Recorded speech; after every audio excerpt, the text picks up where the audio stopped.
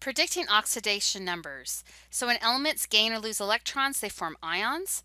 Cations are positive ions. And you can remember that cation is positive because that T in the middle stands for a plus. So positive ion. And negative electrons, when they leave or are lost, they leave behind more protons than electrons, and so the ion ends up being positively charged. Anion has two N's in it. That lets us know it's a negative ion, and they gain electrons. So negative electrons come in, and overall the charge of that ion is negative because there's more electrons now than there are protons. So when you look at the ion, so that calcium plus 2 here, that tells us that it lost 2 electrons, and the oxide ion, that minus 2, that tells us that it gained 2 electrons.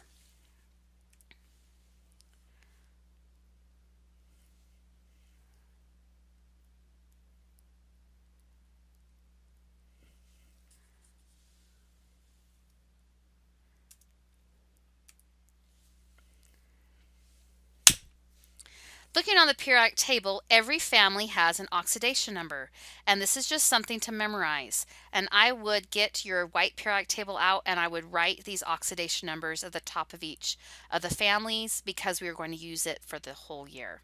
So your alkali metal family, or family, the first family, has a +1 oxidation number. The next family is a +2. And then go over to the boron family, which is a +3, carbon family +4, nitrogen family, now they become negative. It's a -3, oxygen family -2, halogen family -1, and the noble gases don't have oxidation numbers, so we can call it 0 or none. And down below, the transition metals and your lanthanides and actinides have various oxidation numbers. So remember, +1, +2, skip a few, +3, +4, -3, -2, -1, 0. So your transition metals, you use the Roman group number as a guideline to the maximum number of oxidation number that it can have. So what I mean by this is, if you look at vanadium, vanadium is right here. It has Roman numeral 5. And so its maximum oxidation number would be a +5. Remember, metals have positive oxidation number. The lowest is going to be a +2. And so you'll have oxidation numbers between a +2 and a +5. So +2, +3, +4, and +5. And that would be for group 5B. Let's go ahead and go to the next slide where I have a little bit more room to write. All right, so predicting transition metal oxidation numbers, again, you look at the Roman numeral group number that it's in. So looking first at scandium, scandium is in group number 3B. So that means its maximum oxidation number is a 3. The lowest oxidation number of all the transition metals when you're predicting would be a +2 generally. So for scandium, a +2 and a +3 is what you would predict. What's happening here? The s electrons are lost first. They are outer electrons. There's a 4 in front of them versus a 3 in front of that d electron. So the 4 s electrons will be lost first. They're lost in a group. That's where that +2 comes from. When those 4 s electrons leave, now the atom has a charge of +2. The d electrons can also be lost, and they're lost one at a time. And I only have one d electron here, so it will just be lost. And as soon as it is pulled off, we have oxidation number of a +3. So that is what we would predict for scandium, a +2 and a +3. Now, when you actually look at your periodic table, you find that only a +3 is seen in nature. Don't worry about that. These are just predictions, not what there really is. All right, let's go to titanium. So in titanium, it's group 4B. So again, that 4 tells you the maximum number of a +4, and then you know you start with a +2, and then in between would be a +3. So +2, +3, +4 is what we would predict for titanium. Let's look at vanadium, which we've already kind of done in that last slide. So again, it's 5B. The maximum number would be +5, the lowest number +2, and then you'd have everything in between. Okay, let's go and let's skip all the way to 7B. So what would we predict there? Well, we would predict the maximum number would be a +7. That would mean 7 electrons are lost. The minimum would be that +2. Again, that would be those 4 s2 electrons leaving as a group. And then again, those d electrons are picked off one at a time. Now, look at your periodic table, and there's a little black oxidation number that's found right underneath the average atomic mass.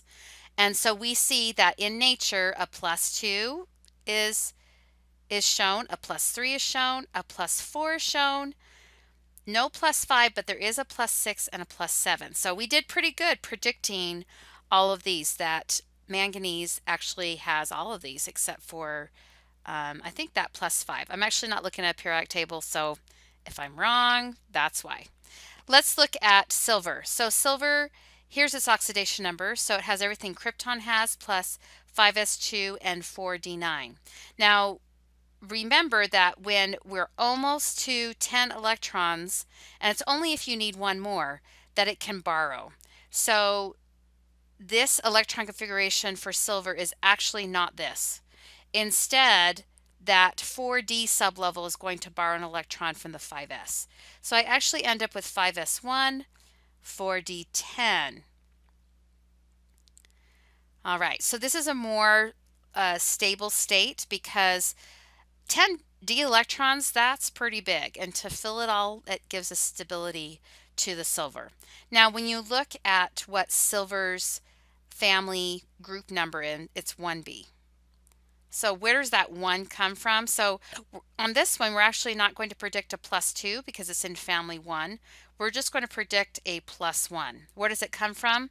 Well, it comes from the leftover s electron, the one that didn't get borrowed. So when that one leaves, then we're going to have an oxidation number of +1. So an oxidation number is the number it would have when it reaches a noble gas configuration or when we just have electrons pulled off or added. So with your transition metals, they're a little bit different in that they lose their s electrons as a group, and then they can lose their d electrons one at a time. In the case of silver, silver's not going to lose any d electrons because having 10 d electrons is very, very stable. So silver is one of those elements that only has one oxidation number. So when you say silver, the only charge that it can have for its ion is a +1. So in this exercise, go ahead and stop the video, see if you can figure out what the oxidation number is, and then we'll be back. Okay, we're back. So let's see how you did. So calcium is an alkaline earth metal. It has a +2 oxidation number. And so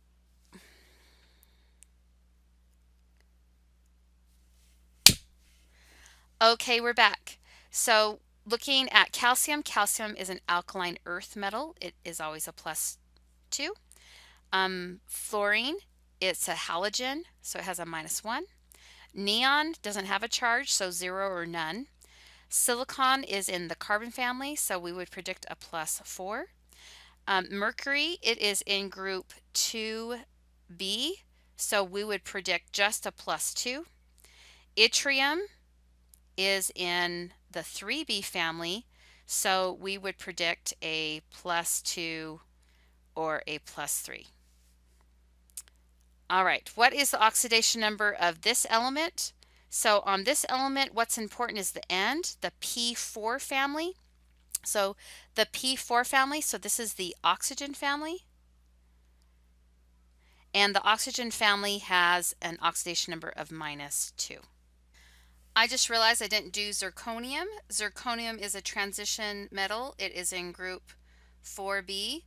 So you would predict the maximum oxidation number would be a +4, the minimum would be a +2, and then it would have that +3 in between.